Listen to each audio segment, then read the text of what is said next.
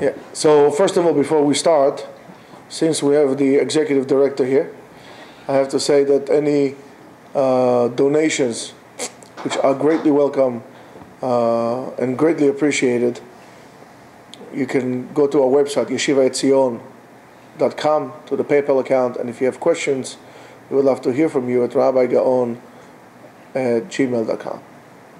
So our Parashat Masei, usually I talk about mattot, but now I talk about Masei. This is the last Parashat of Sefer Bamidbar. And the Parashat starts, which is very important, and Dafka today, we're going on a Kabbalistic trend. Kabbalah is a part of the Torah. However, Kabbalah is only given to special people, and it's not for everybody, because you need to develop certain cognitive processes in order to be able to understand what they tell you. But today we are going on that road. The parasha starts with the word Elle Masei Bnei Israel. The initials of Masei Bnei is Membet, 42. In Kabbalah, the name of 42 is a very big concept. And the beginning of the parasha documents the 42 journeys or stops that Bnei Israel did in the desert since they left Mitzrayim until they entered Eretz Israel. After that, Moshe receives the commandment to tell Bnei Israel that when they enter the land, they have to inherit the whole entire land. They have to clean so-called land, and they need to remove any kind of idol worshipping from the land. Every Shevet will get his own portion that is going to be given to them by the lottery in which they would conduct. And we have the names of the borders and the name of the leaders and so on and so forth. One of the reasons the Torah gives us such a tremendous detail, the names and the places of the journeys, of course, it is not just to document it from an historical point of view that to most of us, if not to all of us, most of the places are just places that we cannot even, point to. Names changed, and especially those names. Those names were, and we'll see further, Be'ezrat Hashem, these are not names that were given, or these are not names that actually the places were. Those names that were given based on something. So the reasons is to really teach us not only on the physical journey in which they had been, they had partaken, but also to teach us on the spiritual journey of each and every one of us in his conscience journey of his life. I mean, what he travels throughout his life. Each and every one of us travel throughout. I mean, you are young. Some of you already traveled quite a lot. Some of you haven't traveled out of West Queens here. You think the only thing is Main Street, Union Turnpike. That's the belly of the beast. If you remember, I do encourage you to go out. But of course, there's a reason for that. I'm not the Baal Shem Tov, but there is a reason for that. Life will take you into places that I can guarantee to you right now, you cannot imagine. If I will tell me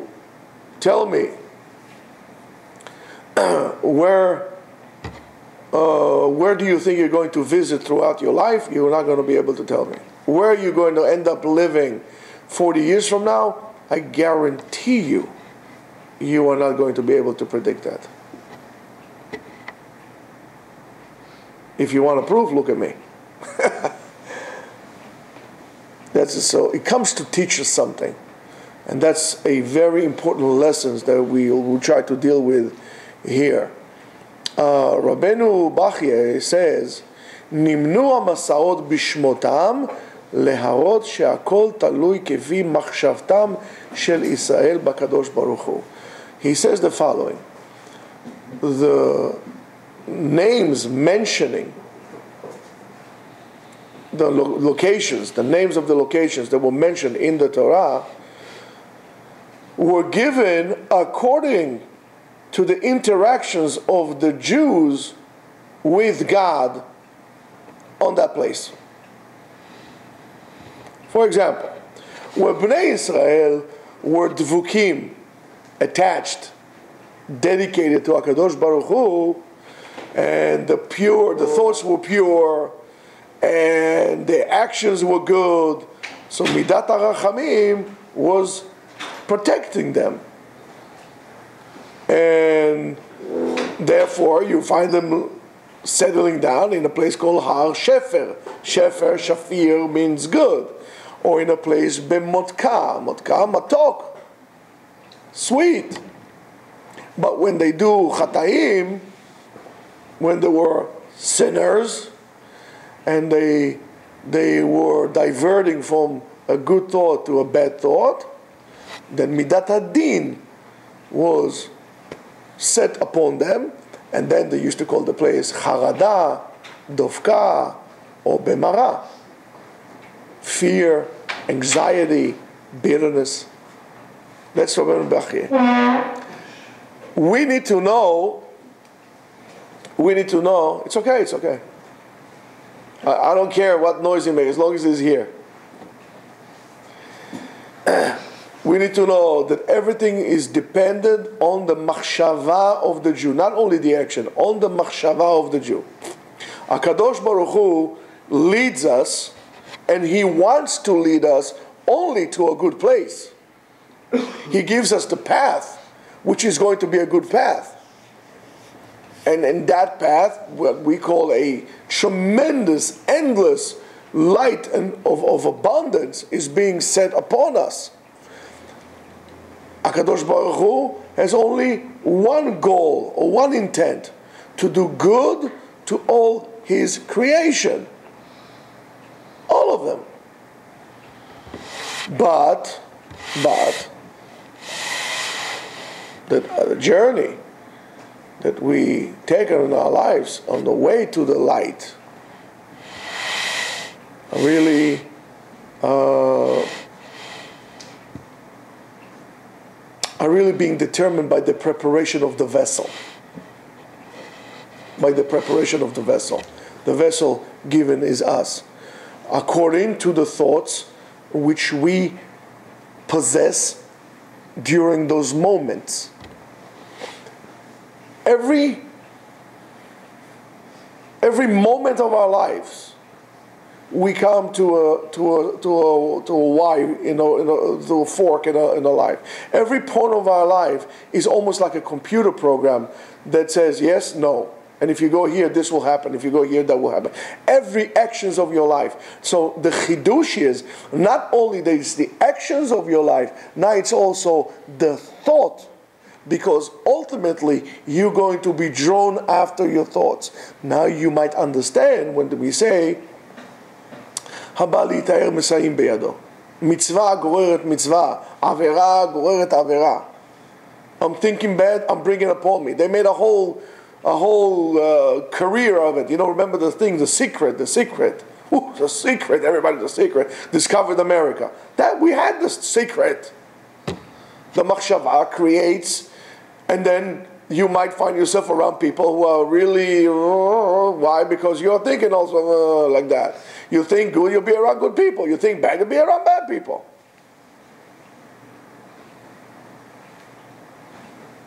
That's very simple. HaKadosh Baruch Hu wants to do good with us, but we have a free choice to think or to do things different. Until now, we thought it was only a Masei, but here it's also machshava, because the machshava would cause you to be davek, to attach yourself to someone.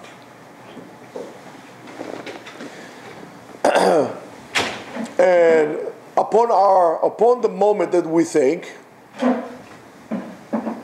we bring upon ourselves midat adin or midat harachamim.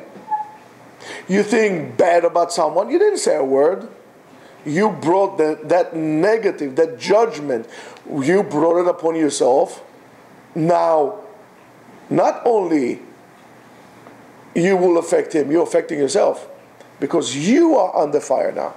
You brought midat adin upon yourself. If you're willing, why do we say, Tamid tiheh min ha'ne'elavim v'lo min ha'olvim? Always be from the ones who put the head down, not those who insult people. Insulted, not insulting. Always. It's a big lesson to learn. And it says, we know that from the beginning, the original plan, Bnei Israel was supposed to go those 42 places of journey within a period of time of 3 days. They were supposed to finish the journey within 3 days, and then by doing so, finishing what we call the tikkun, something needed to be fixed. They would finish the tikkun, entering the promised land. Entering the promised land. However, because they sinned, they got consequences. I don't like to use the word punished, but the consequences, right? You sin, there's this, that's, a computer program. What can you do? There are consequences. And those journeys, instead of taking 3 days, took 40 years. And we should know that in any case, in anything that happens, the light that is being revealing is depending on, again, the kli itself. If you are a clean vessel, the light that will come from above will shine the way it came in. It's like a perfect crystal. Moshe Rabbeinu was a perfect crystal. The light came in and it came out not distorted. The more impure the vessel, dirty or unrefined glass, the light will come in, will come distorted. It would not come at all. So it depends on how much are we bringing the light, how much we preparing ourselves to be able to hold in and then reflect out. And the reason, I hate to say that, but the reason why we are, I guess, not so convincing in our ways is maybe our vessels are not refined enough.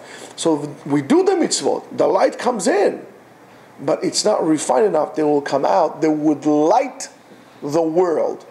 Now you might understand when we say the Jews should be what? Or lagoim, the light for the goyim. How? When they fix the whole thing needs to be fixed. When they fix it up, right? So-called Mashiach will come. When Mashiach comes, we will be light for the goyim because the tikkun is finished. You should know that Mashiach and Nachash, the Messiah and the snake, have the same numerical value. It could be this, it could be that. That's why the day of Nachash, which is Tisha B'Av, is going to become the day of Mashiach. How? Because we were so unclear that the light didn't come in, that day that was supposed to be good turned up to be bad. The light of the world was darkened. And because the light of the world was darkened, something happened to us, and we'll see what happens. Now, what happens is, the time of Mashiach, when it's so clear and we fixed it, that day comes to its true din. And what is it? Rachamim, kindness, clear. You understand how responsible we have to be.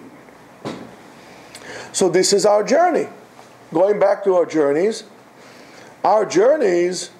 are no more than a chance for us to bring the light about.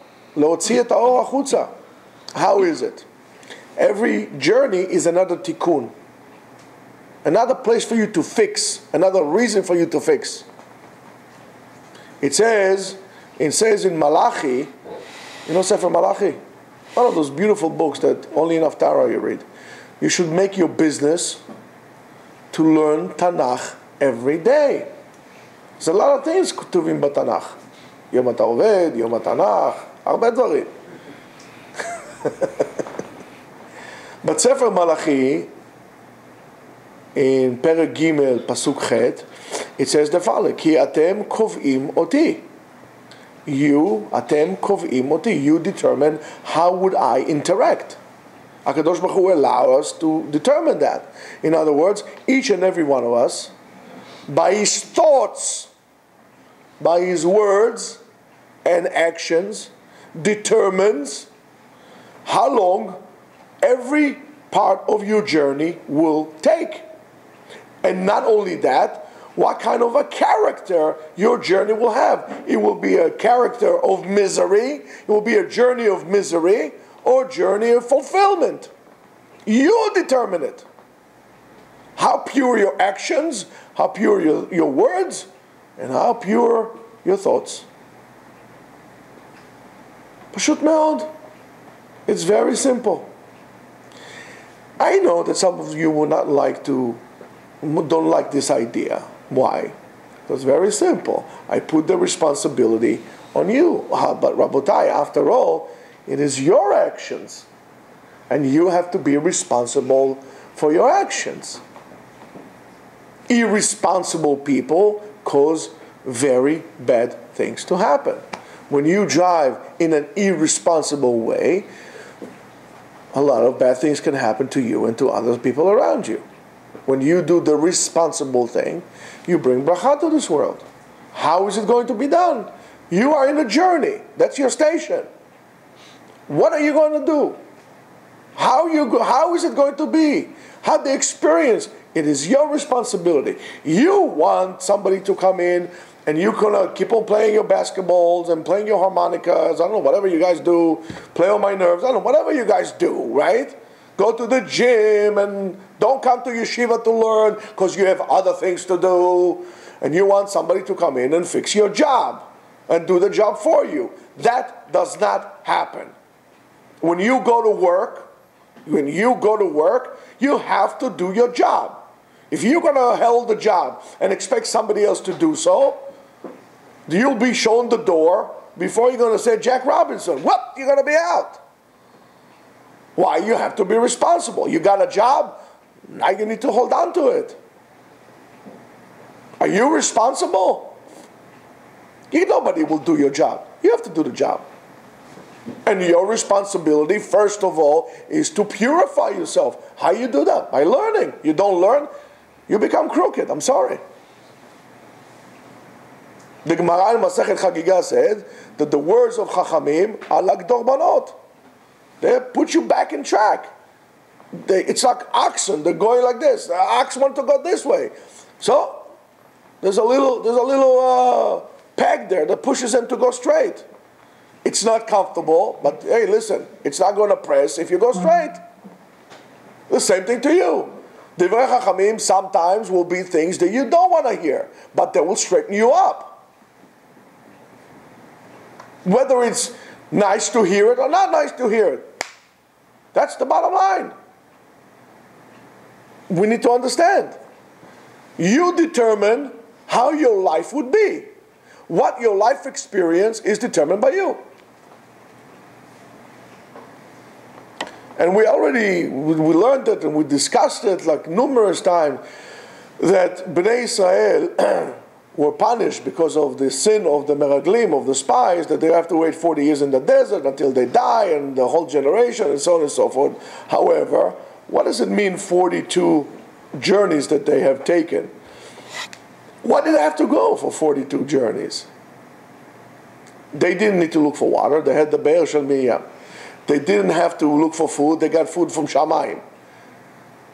They didn't have to grow anything.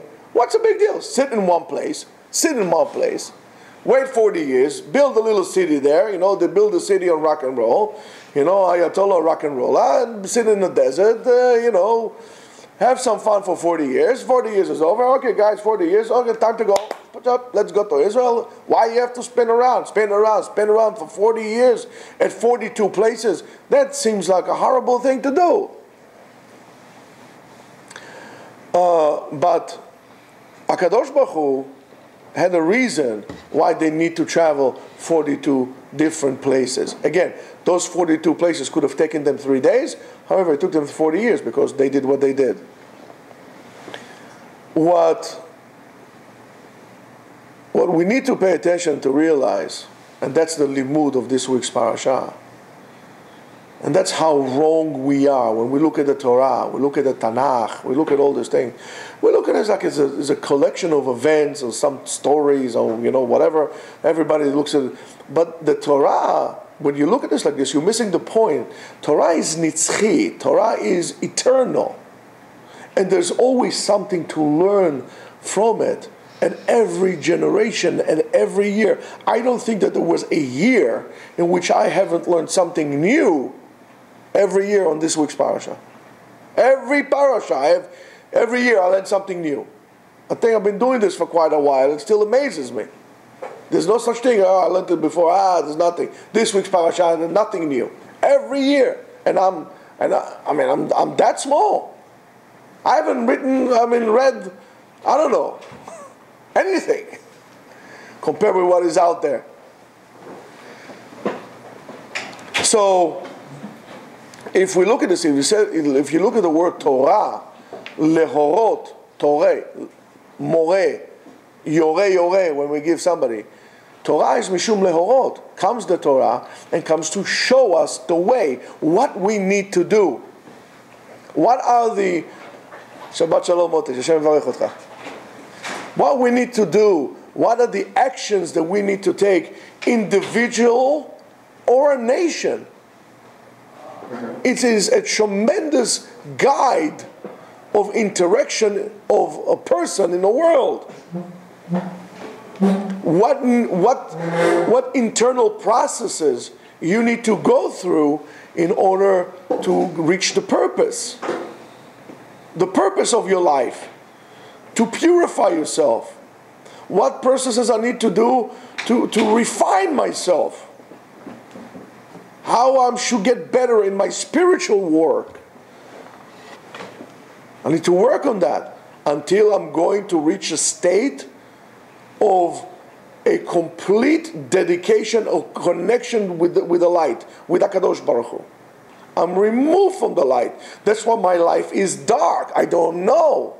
The Ramban writes in his introduction to Moreh Nevuchim, and you see, by the way, there's no contradiction between the Rambam and Kabbalah and concept if you are staying loyal to the text. Tell it to your friend. The Rambam writes that most people are like blind men in the darkness. What does it mean, blind men in the dark? I mean, it's blind. I don't care if it's dark. But you are so blind you don't see anything. He said some people have like little sparks, like a lightning in the middle of the night somewhere in the distance that would not stumble. And those who reach a level in Torah, for them the night is like a day. Everything is revealed. That's the level we should reach. That we have no doubts and we know everything. Be'emunah, and we understand. And we take responsibility. This is the spiritual journey in which we should be on. That's what you should learn in school.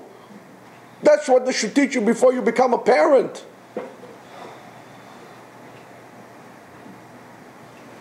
So let's look at what the Baal Shem Tov says about this. He says something very beautiful. He says, all the 42 journeys could be or are present on every human being, on every person, from the day he was born until the day he dies. From the cradle to the grave. And it says, in order to understand that, we need to understand this, that from the day he was born, from the day he came out of his mother's womb, for him, that day is Yetziat Mitzrayim. He came out of the womb. That's Yetziat Mitzrayim. And, they say, Lefi Chasidut is, first of all, is to show the person that everything that is written in the Torah is connected directly to his neshama and to his soul. And that's what you need to do. That's why when the malach comes and he teaches the person, that's why he teaches them first of all. And those 42 journeys are the mold, which we mold things, right, of the processes in which a person goes throughout his own life. It's known that what happened at the beginning of creation, Kadosh Baruch Hu created the world, right, happened to every neshama on earth. Every time anew. At the beginning there was eternal light that filled up the whole reality, the whole universe, or whatever it was. And that is the state of the baby in his mother's womb, inside. That eternal light. When he is there, they show him, the Midrash tells us, they don't really do that. They don't put a candle on top of his head, but they kind of light his neshama, and they show him from the beginning of the world till the end. We all know what is out there.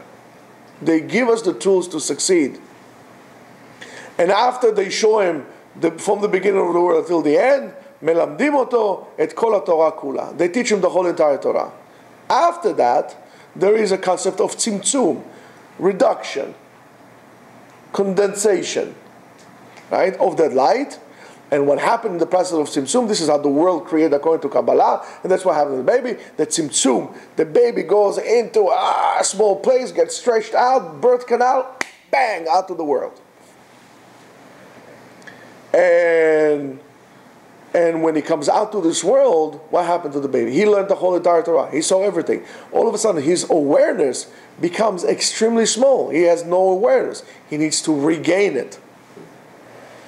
And that is the whole birth canal, the whole contraction that the mother has. These are the Yetziat Mitzrayim. It was difficult, it was hard, but eventually they came out to the world. And by doing so, he starts his own personal 42 journeys. The Baal Shem Tov continues, it says, after that, Nosea mimasa lemasa ad bo lo'eretz hachayim ha'elyona. From that point on, he travels throughout life. And that's why I tell you many times, your life is a journey, and you are not enjoying the ride. Enjoy the ride. You want to reach the destination. And you know what the destination is. The destination is 6 foot underground with all kind of like maggots coming out of all kind of different places. You know what the end result is. Enjoy the ride. That's the journey. Don't play games. Don't be controlling. Enjoy. Imagine you're going from New York to Montana by train. You got mountains and this and that. And you're sitting on your iPad all the time. You're like texting, Stakel, enjoy. Nobody will take the trains anymore. Everybody wants a plane that will go like this, chick-chock, go, quick. Now they're going to make a train that's going to be faster than a plane. I don't want that to go underground. I want to take the time. I want to enjoy the journey. You want to do everything fast. When you're going to come to my age, you're going to realize that time is going way too fast. And you want to slow down a little bit. Because then you start to realize that you haven't done a thing in your life. Then you realize, you said, oh, Ribono Shel Olam, why did I leave the Bet Medrash so early? Because you know that the end is near, and you see another friend is gone, another relative is gone, and you are coming slowly to the beginning of the line. Soon it's going to be you. And he says, I haven't done a thing yet. Why I was rushing, why I did not enjoy my life. And I'm not talking about going to a vacation in the Caribbeans. I'm talking about enjoying life as it is. It's enjoying life. Enjoying life is not spending money. Enjoying the moments. Sit down with your kids around the table. Not only on Shabbat. As much as you can. Enjoy. Sit down with the Gemara. Don't rush to leave. Sit down with the Gemara. Learn. Take your time. It's okay. It's okay. When you have a baby, enjoy the baby. Don't wait, wish for the baby to become 18 so you don't have to pay tuition to Yeshiva anymore. Enjoy the time. Don't be a controlling freak, because then you're busy controlling and you're not enjoying anything. I don't like controlling people. And the Baal Shem Tov says, at the end, when you finish, come to Eretz HaChaim HaElyonah, each and every one of us does the journeys, the same thing as Am Yisrael, and at the end, the promised land is Yolam Haba. Kol Yisrael Yesh Laim Chelek, it's part of the promised land. Every Jew has a part. Of course, you have to inherit it. If you don't want to settle down with the Jews, you don't have. That's why don't remove yourself from the cloud. And when we say coming back home, the neshama, when it comes back to Shamayim, goes back to its original shoresh neshama, the root of its soul, comes back home. Our neshama always wants to leave our body. The soul doesn't want to stay here. The soul wants to leave. And that's a problem.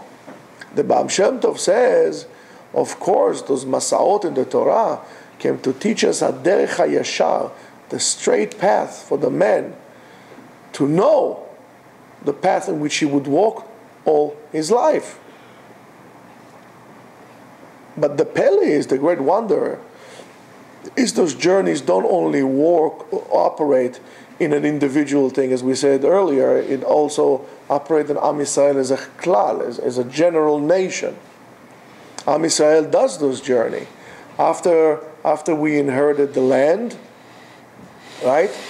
As it says, Ele Masei b'nei Yisrael. These are the journeys of Bnei Yisrael. The initials of that are Ele Masei b'nei Yisrael, which arba galuyot: Edom, Madai, Bavel, Yavan. Edom, right? Madai, Persians. Bavel, Babylonians. Yavan, Greece. There's no galut of Ishmael. Don't let anybody fool you. No galut of Ishmael.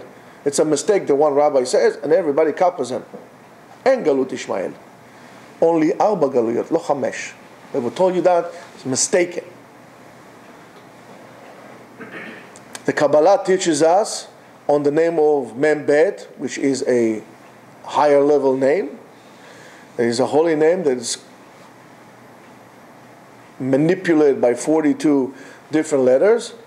And it comes out, of course, we all know where is it coming from. Ana bekoach, right? You know the song? Ana bekoach. Ana bekoach, Rabbi Tfilat Rabbi Nechonia ben Akana, right? He made this tefillah, which is a tremendous, extremely strong and powerful meditation, if you know how to do it, which we're not going to talk about it now. That prayer, which is a very strong prayer, was put together after the destruction of the temple.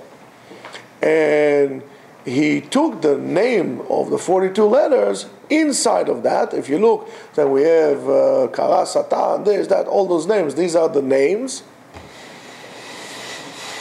But this is not the only place in Tefillah, and of course we're going to see why we need it, but that's not the only place in Tefillah that the name of 42 letters is being coded in.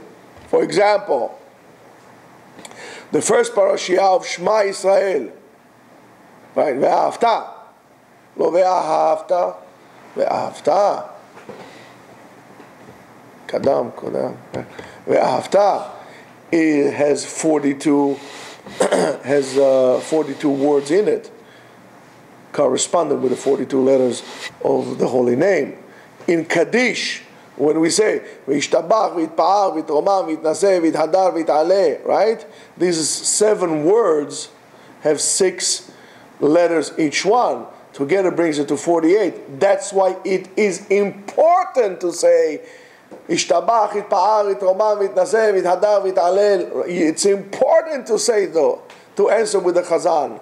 Now you understand why is it important.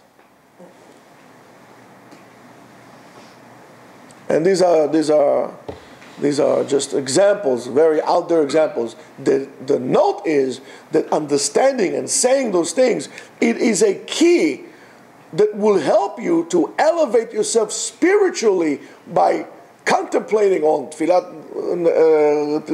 Rabbi Nechoniah,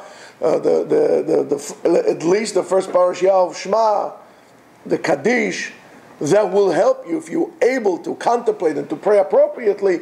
It would serve you as a key to open the door to the spiritual world. There are other places, but we're not going to get into it now. The Kabbalah says that this name comes to fix all the kilkulim, all the things that went wrong during the time of the kings that ruled Edom. Aluf Esav, Aluf Moab, Aluf Dez, Aluf Kanaz, all these Alufim, I told you a million times. That is the key of Kabbalah. According to the Ari, that's the key of Kabbalah. That's the center of Kabbalah. And it's mentioned in Sefer Bereshit and tells us many of the secrets of creation as it is. The 8th king who was mentioned there, his name is Melech Hadar. Right? And that is already, is Shalem u'Metukan and so on and so forth. To make a long story short, those kings who are mentioned there really come to hint us to a very, very deep Kabbalistic concepts, and also represents the world in which were destroyed. The Hakadosh Baruch Hu boneh olamot u'machrivan, builds the worlds and destroy them. Until this world of us is being built. Why? Every king says, Ani emloch, without any joining effort of the rest of the kings. Everybody wants to be the king by himself. That was selfish. That selfishness caused a shattering of the vessels of the world. From those shattering of the vessels, small sparks, nitzotzot, of kedusha, of the light, fell into the bottom of the canyon of klipot, of tum'ah.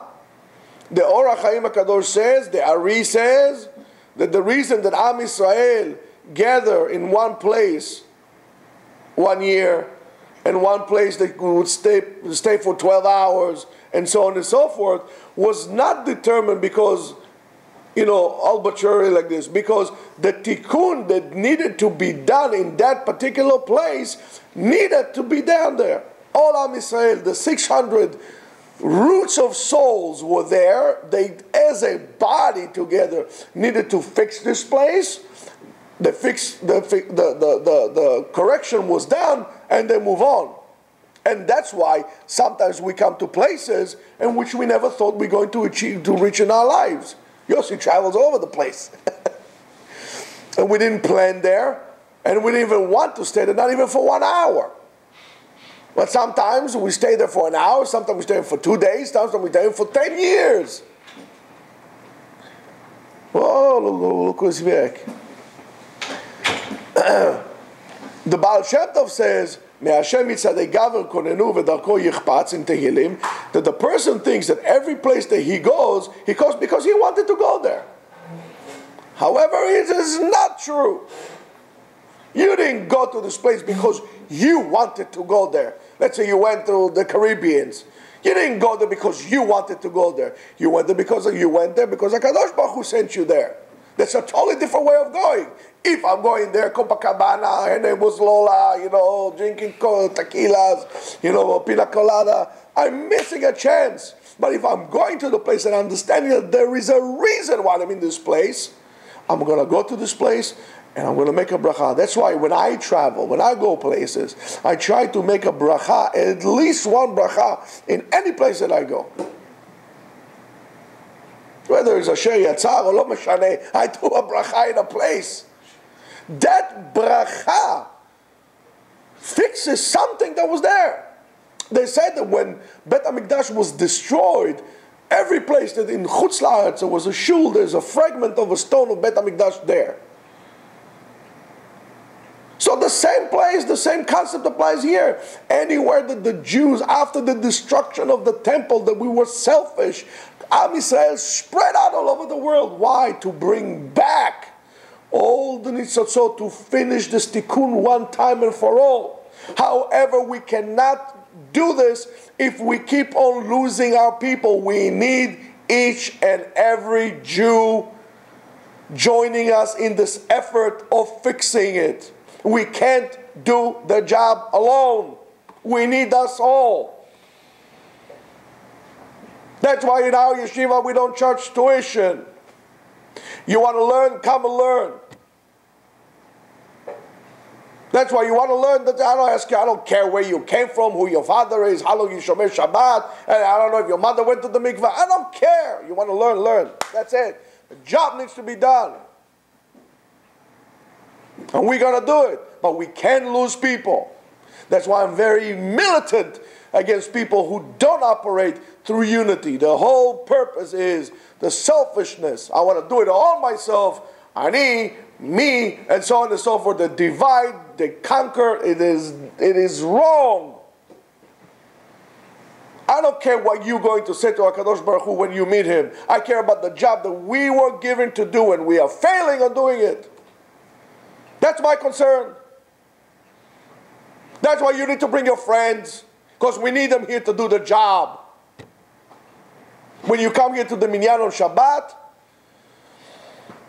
I think it's the most welcoming minyan you can find. Now that's the way it should be. You understand at what we are at. So Baal Shem Tov says that every HaKadosh Baruch Hu brings you there when you went to this place, only you can do, sounds like the platters, only you can do this tikkun at that place. Only you. Nobody else could do the tikkun. If I would have gone to the Caribbeans, I would not be able to do the tikkun that he did there. That's why I didn't go to the Caribbean, because it's not my business to go there. Now, when I understood that, I was willing to accept the fact that I'm here and not home in Israel. There's a job for me to do here. My wills are dismissible, without a doubt, to first of all, to Klal Israel and to HaKadosh Baruch Hu's will.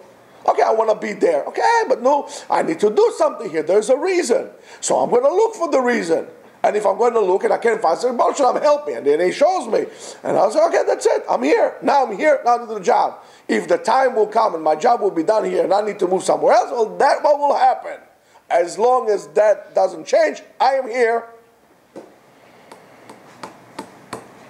But when you go to someone, you forget HaKadosh Baruch Hu, now you miss an opportunity. Who said you're going to be able to go there again? You were supposed to do a tikkun there. Say bracha, do a mitzvah, put tefillin, something, kiddush Hashem, lo yodea, whatever needs to be done. I don't know what needs to be done. After all, it's your tikkun, not mine. I know what needs to be done here. That's why I'm here. I'm talking to you.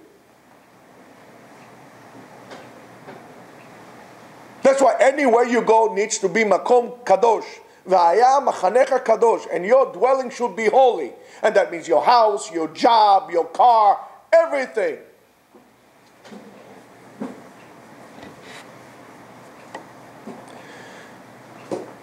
We need to remember that the reason is that so we could reconnect those nitzotzot, those sparks, which are connected to our neshama, back to its place. And if you would understand that, you would see the beauty of the journey. But you're oblivious to that. You don't want to see the journey. You don't want to see the beauty. And therefore you don't do your job. And that's why it takes forever and almost 2,000 years. And we're still doing that because we just oblivious to that. We're blind. We don't see the beauty of the journey. And our job is to complete our spiritual job throughout our life until the last day of on earth. I spoke to an 81-year-old who said to me, you know, I know some things, but I don't really know the difference between Mishnah, Gemara, Mikra, Talmud. I don't know. You know, those things are important to me, but unfortunately, I never gave time to it. I never put my mind to it. And now I can see, so I can really learn. You want to reach that state of your life? According to the Ari, again, the Ari says we have to bring it back to its root. And when the Sitra Achara, when they fell into the Sitra Achara, the Tumah, the impurity, grabs it very tight. They don't want to let go because the Sitra Achara, the Tumah, gets its nourishment from the Kedusha. And this is the Midbar. That's the Midbar. When Midbar Hagadol ve'Hanora, it says in Sefer Dvarim, Nachash, Saraf ve'Akrav, there was a snake, there were rattlesnakes, there were scorpions there was thirst there, and there's no water. Not only there's thirst, there's no water. A place that there's not even a drop of moisture of Kedusha. That's the desert. And Am Yisrael needed to go there and to fix that. That was the journey. We are here. It's the same thing. And that's why Kadosh Baruch Hu brought them to do those journeys, to fix it up over there. And only Am Yisrael, 600,000 Shoresh Neshamot, could do that. Again, that's why Kiruv, bringing people from far, bringing people back home, is not or should not be a business. It is a life mission. And if you're doing Kiruv for money, please go work somewhere else, but leave that alone. Kiruv is a mission in life, not an opportunity to make $1. And that's what we need, the shlemut. We need to be complete. We need to be complete with that. And if we say that in the first words of the parasha, it's hinted the 4 galuyot of Am Yisrael, and therefore the tafkid, the job of this galuyot, why did we happen? Because the job of this galuyot was for Am Yisrael to go there, as the Tosfot brings us in the Gemara. Am Yisrael, why did Am Yisrael went to Galut? To bring back all the lost souls that disappeared. And this is the journey that every Jew does. And everywhere you go, you'll find a Jew who says, you know, I'm Jewish, and your job is to bring him back. And to bring those Gerei Tzedek back. They're also part of the Neshamot that were lost. They just fell further deep. That's what the Gemara says. Yevamot. Am Yisrael went to the Galut to bring those lost souls. But what happened? We look at the danger. Am Yisrael left Torah for a little bit. 10 tribes disappeared. Now the job is greater. Now we have to bring them back. So we have to go to all these places to bring those neshamot back.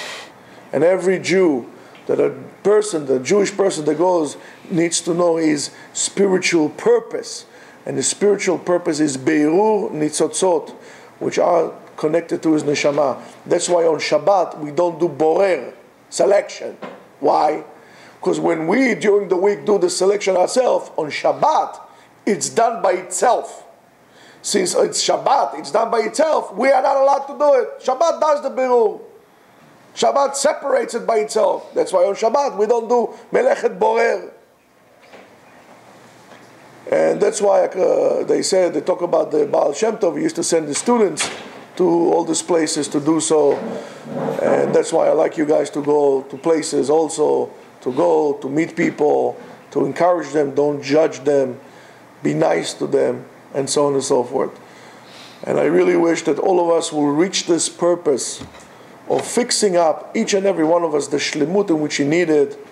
And Be'ezrat Hashem, Am Yisrael should be come back to become united, come back to HaKadosh Baruch Hu, to Eretz Yisrael, and the tikkun will be finished. Amen.